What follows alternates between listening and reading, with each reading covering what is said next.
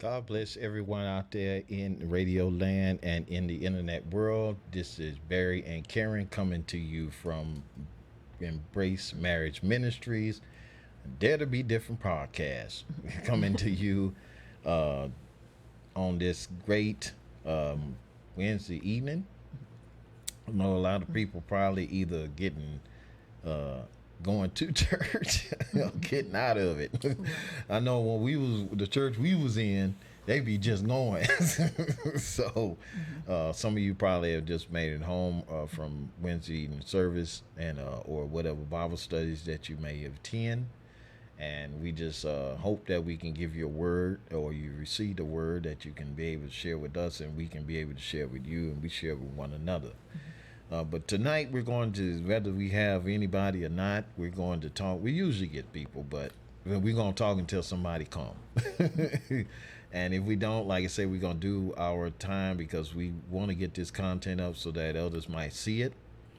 And so they'll be blessed by it. Tonight, just to recap, last night we did what we're doing actually, just to say it as a whole, we're doing a Passion Week podcast. We're doing a series on the last 7 days of Christ.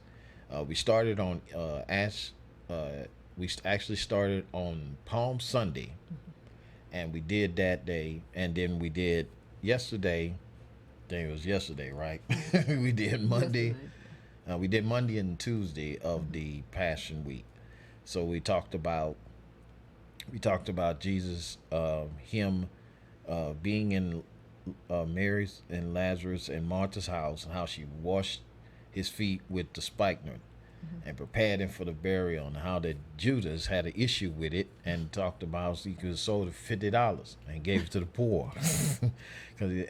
So at that particular time, that's when that's when the enemy had put it in the heart of Judas to betray Jesus. He had already said that he was going to do it, and he had made up his mind that he was going to do it at that moment. So, and we was coming out at that time was coming out of John 11. That was the story of Lazarus and his when they raised Lazarus from the dead. They was talking about killing Lazarus too, because he was a testimony to the fact that Jesus was who he said he was. Also, during that particular time, Jesus came in and went into the temple. In Mark, he gives the account of him going in the temple and cleansing the temple. Made a whip and ran everybody out. That was the money changers and those that had sold doves and whatnot. And a lot of people will equate that they was gambling in church. Yeah. No, and selling, and that's a lot of people. Yes. A lot of people use that scripture to justify that you can't be selling in the church. Yeah. And which I agree, you shouldn't use the house of God for a restaurant or whatever the case you might be using it for. But basically there is a whole lot more than just that. Mm-hmm. It's a whole lot more than just that. They were doing some things that were improper, and they were not doing good for the people. They were Mm-hmm. actually cheating the people. Mm-hmm. Um, just to give you a quick synopsis of that, just to recap that, because I didn't really cover that on the last lesson.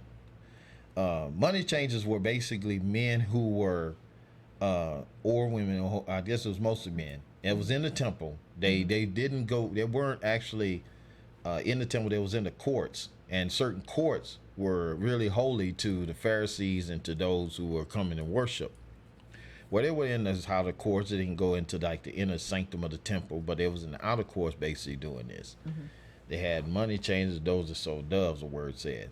The money changers were, they had a certain amount of money that they were to give because they were only asked to meet with God 3 times a year. And one of the times a year that they were asked to meet Mm-hmm. was Passover. So during that time, according to the law, they were to bring a certain amount of certain offering. If they could not bring an offering, they would sell it and bring the proceeds from that as an offering, like as in finances or money. So, but they had a temple tax, which is a shekel. But they had certain money that they would use.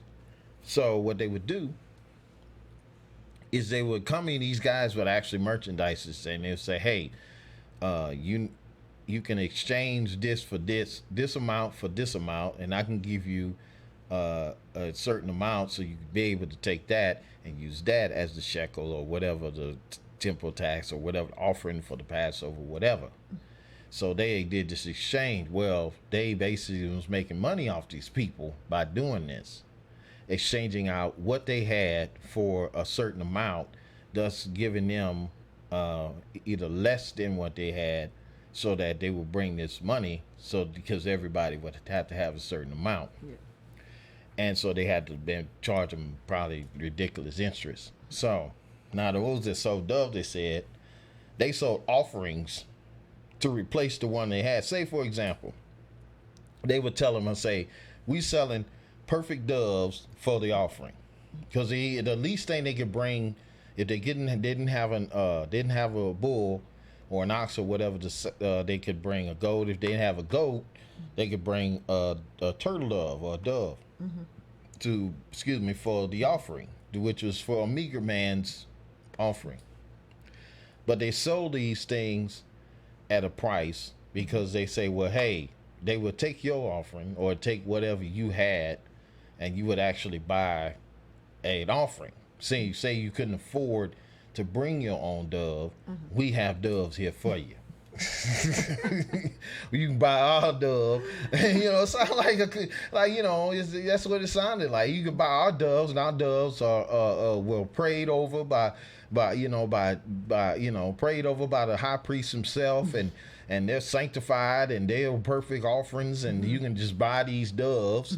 And so what you don't realize too is that the high priest and the Sanhedrin, all these guys, the Pharisees and Sadducees, were making money off of this. Mm-hmm. They were racketeering in the church off of this. So that's what a lot of people say, well, you can't sell in the church. They were not talking about, they weren't funding the church. They were funding themselves. Right. That lies the problem. Yeah, they were funding themselves. So there's a term, and me and my wife was talking about this. There's they were called in the old English term is called Seminites, synomy, which was the word, not sodomy, synomy.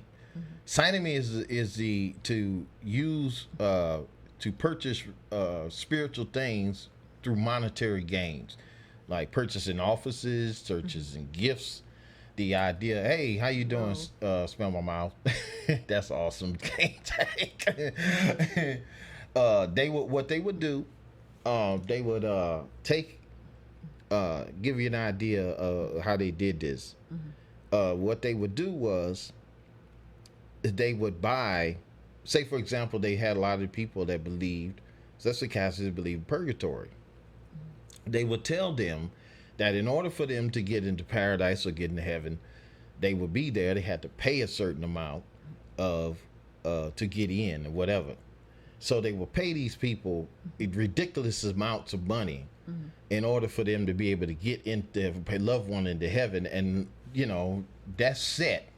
Either you're gonna go one way or the other. There's no payment for you to get out of a hole and get into another place.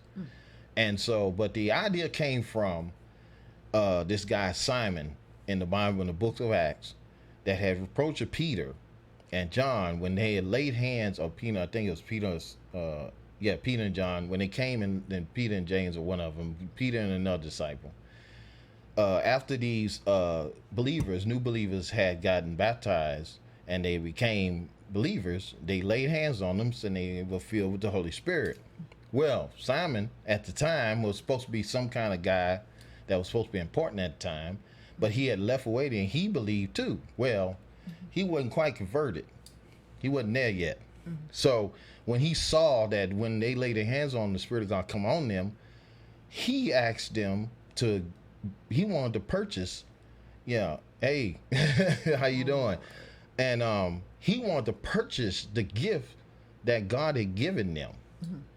And Simon basically told him, Simon Peter told him that, you can't purchase the gift of God with money. Who are you? You're cursed to do that. So basically that's what they were doing. So these guys were racketeering in the temple, and Jesus got tired of it. So what basically he said, my house should be called a house of prayer for all nations, but you have made it a den of thieves, because basically they were stealing from people. Now, after this, it was another, Mark had another occasion of when they went out into Mile of Olives and it was going to Bethany. They went back and forth this whole time. Jesus really never stayed in Jerusalem the whole time. He didn't stay in Capernaum where he lived the whole time. And God bless you, man. And so, love you too. So, he never he stayed in that area, the Mount of Olives, in the valley of Kidron Valley. He stayed there the whole time, the whole 7 days, because Jesus basically isolated himself from everyone, and the only people that was around him was his disciples. So he decides that he was going to celebrate the Passover meal with his disciples before he went to his suffering. So John 13 is the actual scripture that we are going to come from on that. It's a lot, but I can summarize some of it. Most of it I can summarize it. Really, John 13 verses 1 through 17 is really the event where Jesus had came before the feast of the Passover, and I'm reading some of it. And now before the feast of Passover, Jesus knew that his hour had come, and that he should depart out of this world unto the Father. And having loved his own, which were in the world, he loved them unto the end. And supper being ended, the devil now put into the heart of Judas Iscariot, Simon's son, to betray him. Jesus, knowing that the Father had given him all things into his hands, and that he had come from God, and he went to God, he rose from supper and laid aside his garments, took a towel, and girded himself. After he poured water into a basin and began to wash the disciples' feet and wiped it with the towel wherewith he was girded.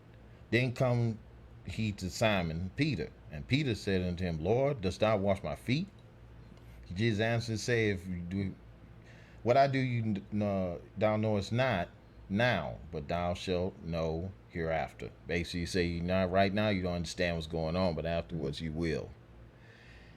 He said, you should never wash my feet. He said, answered, if I don't wash you, you'll have no part with me. He said, well, then wash not only my feet, but my head, my hands, my head also. He said, just give me a bath. He said, he that's wash. He said, he that is washing did not save his feet, but is clean every whit, or every part, but clean, but not all.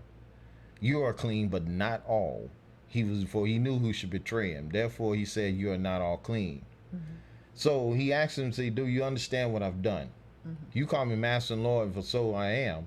He said, you'll ask the Lord to wash your feet. You ought to wash each other's feet. As I have given you an example that you should do as I have done to you.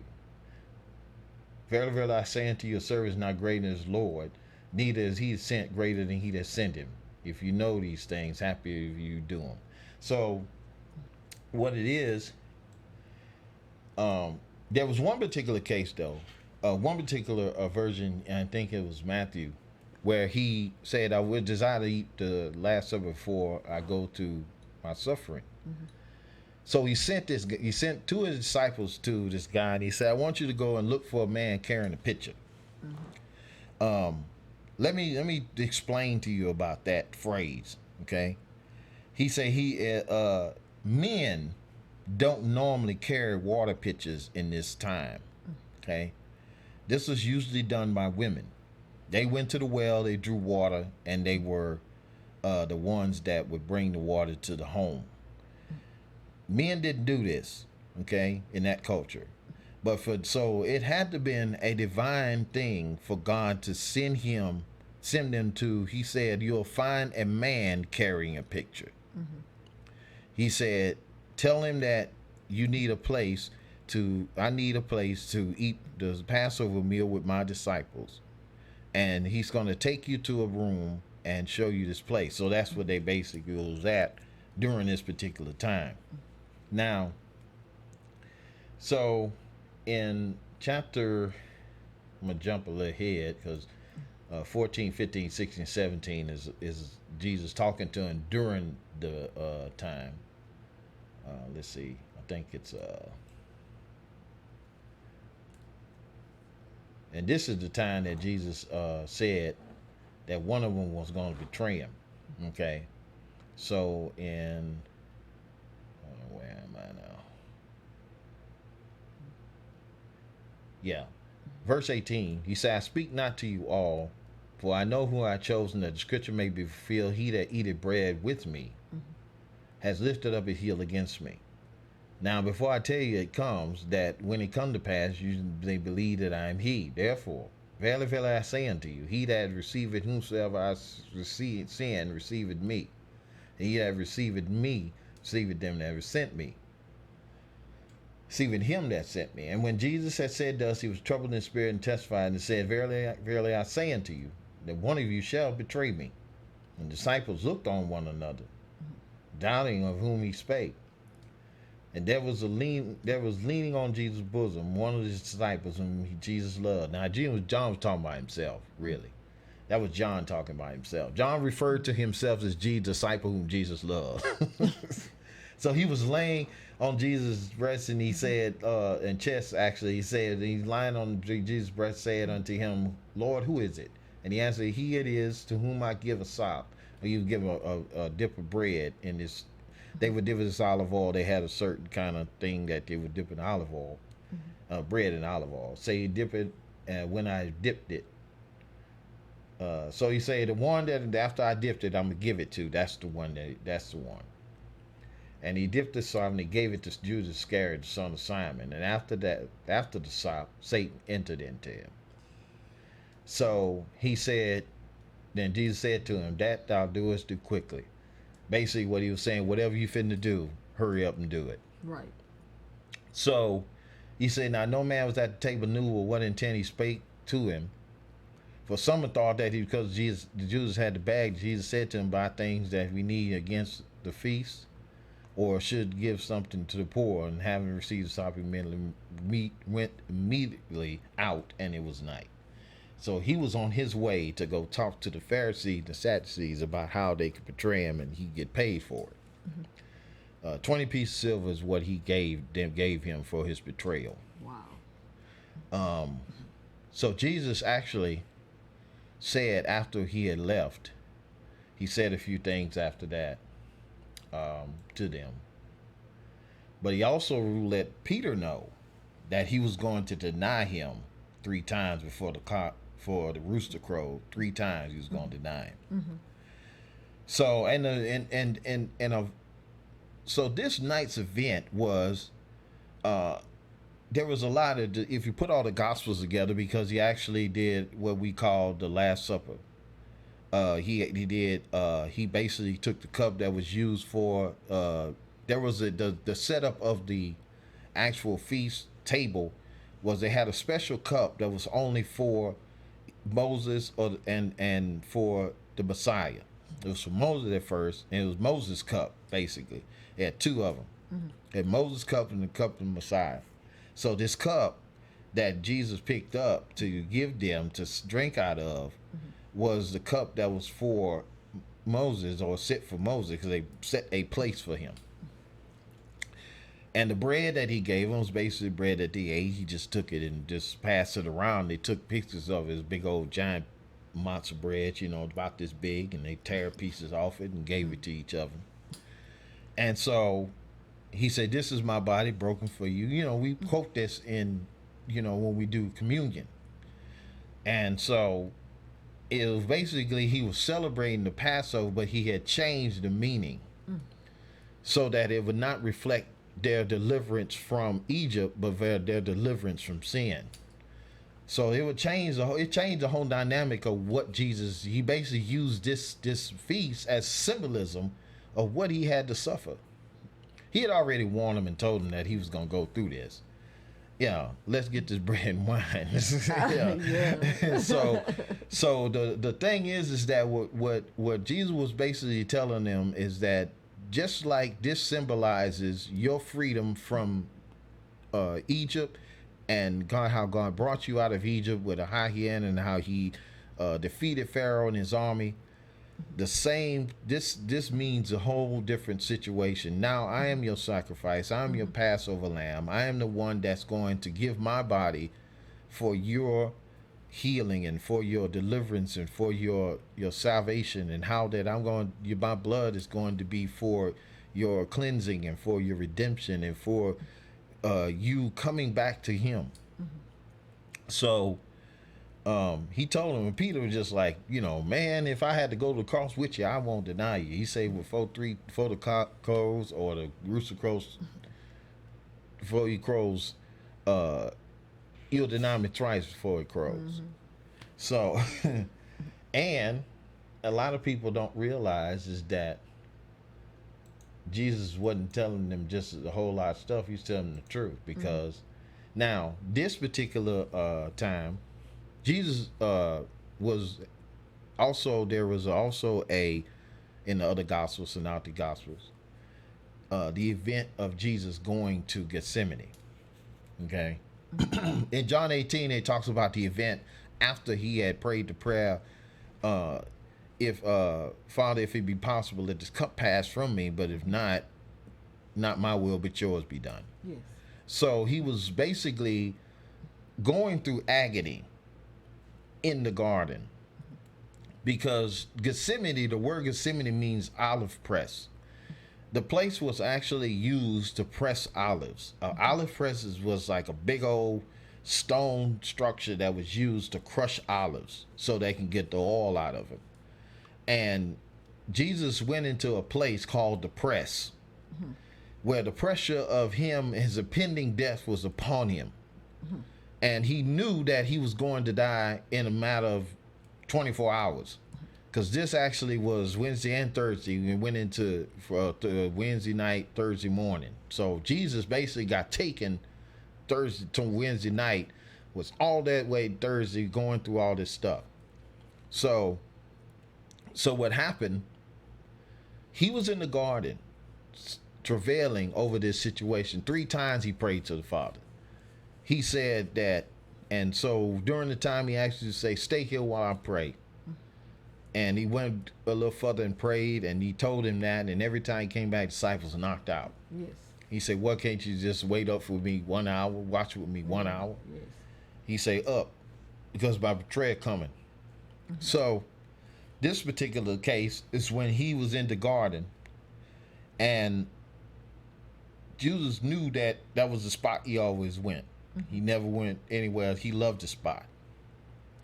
And it's the same, and a lot of people, if you're really into Bible prophecy, it's the same place that Jesus is going to come back to, and in that time, and he's going to come down through that valley to enter in Jerusalem, and the millennium starts. So he loved that place. When Jesus had spoken these words, he went forth with his disciples over the Kidron Brook. there was a garden in which he entered and his disciples. And Judas also, who betrayed him, knew the place, for Jesus oftentimes resorted thither with his disciples. Judas, having received a band of men and officers from the chief priests and Pharisees, cometh thither with lanterns, torches, and weapons. They were ready to arrest Jesus. And he said that all these things come, knowing all these things are coming upon him, he said, "Whom seek ye?" And they answered, "Jesus of Nazareth." He said, "I am he." And Judas also, who betrayed him, stood with them. Now, so after that, all of them, they booked up because they knew something was finna go down. And that's when Peter cut off the man's ear in John. And after they captured him. Now this is going in and out of this was during the night. It was like early at morning, maybe about if they went according to watches, it could have been like maybe 3-4 in the morning, because it was well into the night. And so it was the beginning of the next day when they had Jesus there locked up all night. Now they took him and to Annas, which was the high priest at the time. Well, he was the father-in-law of the high priest, which Caiaphas. And then Caiaphas gave counsel to the Jews that no man, it was the one who gave counsel to the Jews that it was expedient for one man that should die for the people. Then Peter was outside during this time.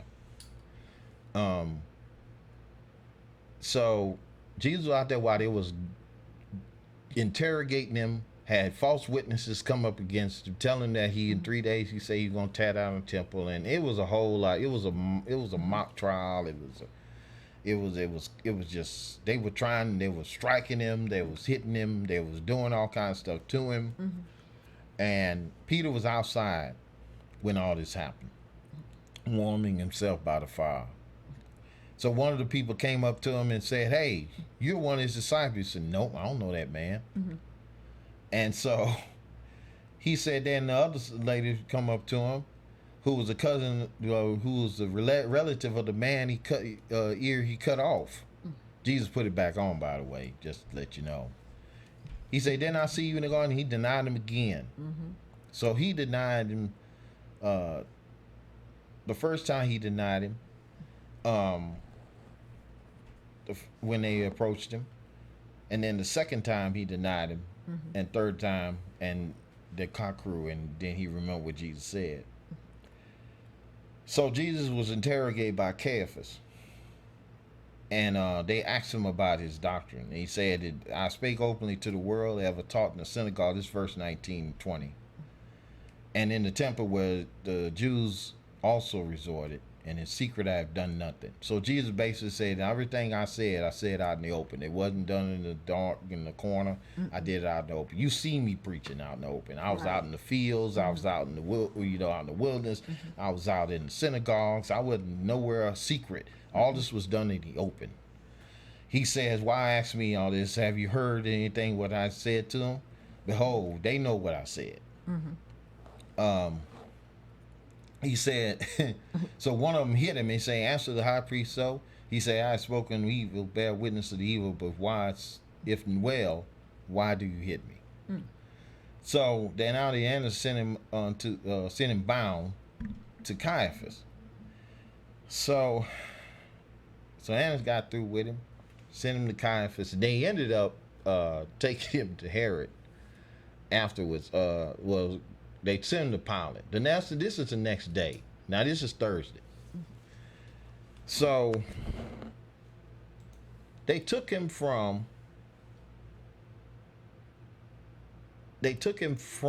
there to Pilate, who was the governor at that time over Jerusalem. He was a Roman governor. And they brought him before him, and they asked him to deal with him. They were trying to throw him out. They was really trying to get him killed real quick. They knew that the Romans were merciless and meticulous about how they killed men, and they wanted to see him die the cruelest death possible.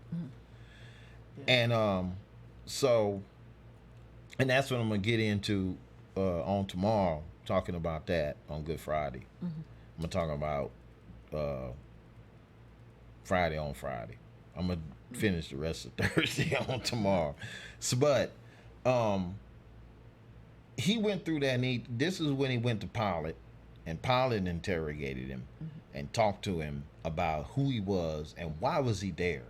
See, the thing is that they since they were under Roman rule, they could just do whatever they wanted. The high priests were basically compensated really well by the Roman government.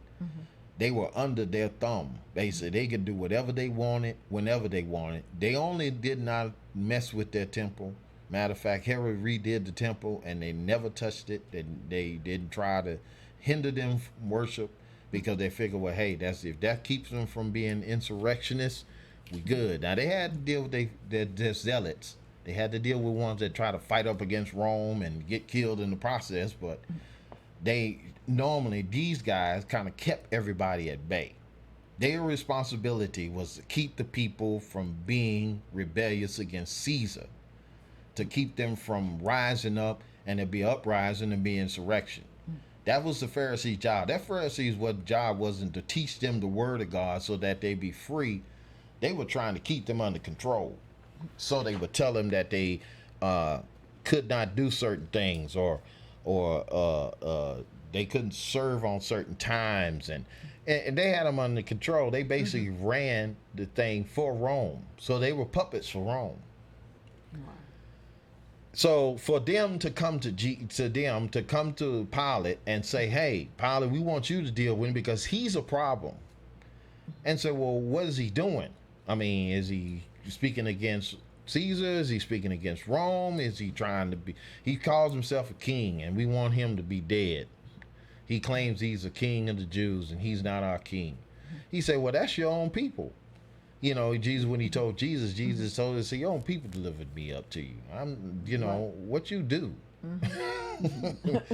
And so, I don't get no more further into it because, like I said, I want to continue on that because, like I said, it was a whole lot more going into that because he did. It was a lot more in that Thursday than what we. So I'm talking about just a little bit of that, and then. But want you to know that this week is an important week. It may not be important to a lot of people, but it is important to us as believers because we have to realize that because of what Jesus did, it made all the difference in the world for us and for those that we reach. So this is a season. If you haven't given your life to Christ and you haven't turned your life over to him, this will be the good season to do it. Yes. This will be a time where you can turn back to God if you've been out of the fellowship with God, if you just backslid, you was in the church at one time and you just didn't just left away from the church or whatever. This will be a good time for you to come back. And so we just always we're looking for opportunities to reach people and to let people know about what Jesus did for us and for those that we know. So, if you want to know more about us, you can go to our website, which is in the chat now, which is embracingmarriagetogether.com. You can go check us out there, and you can also check out the different platforms that we're on. You can check out the different. You can check out our podcast. We usually change it up every month. We got a monthly podcast that we do on our website. We're gonna be changing it up on next month. We pick a favorite one and we just put it up there and let you listen to it right on the site. Where we have a link also for every single podcast we do. We have a link on it in our post. You can go to gracingmarriagetogether.com/post. You go there, you can see all those links of the podcasts that we have. It'll take you to actual where this podcast is hosted. And so you can check it out there. Also, if you want to do that, you can go on Spotify. We're on Spotify. You can go there and you can type in embrace marriage together. There to be different, or just start typing embrace, it'll come up. We're the only ones that got that name. So you can check us out there. Our podcasts are on there. We'll be on there tonight. Hopefully we'll get them up there and you can be able to hear them. But we thank God for you joining us. Like I said, we're going to cut this short. We're going to be trying to do short and sweet, and was possible. Thank God for those that have joined. Yes. If we had any follows, I don't know. I'll find out later because my alerts has been acting up. So, but we thank God for you joining us tonight. And come check us out. If we don't do one tomorrow, for sure we do one Friday because I got to do Good Friday and Resurrection Sunday. I'm gonna do them and be done for the week because I'm not doing one on Sunday. So, so we're gonna want you to enjoy your week, enjoy your time, and let my wife say her last words and her goodbyes and benedictions, all that. I would like to say to all of you that had joined us on tonight, thanks for watching. And I would also like to say to you, embrace God, embrace love, embrace marriage, embrace family, and dare to be different. All right. God bless y'all. We'll see y'all on the next time. Good night.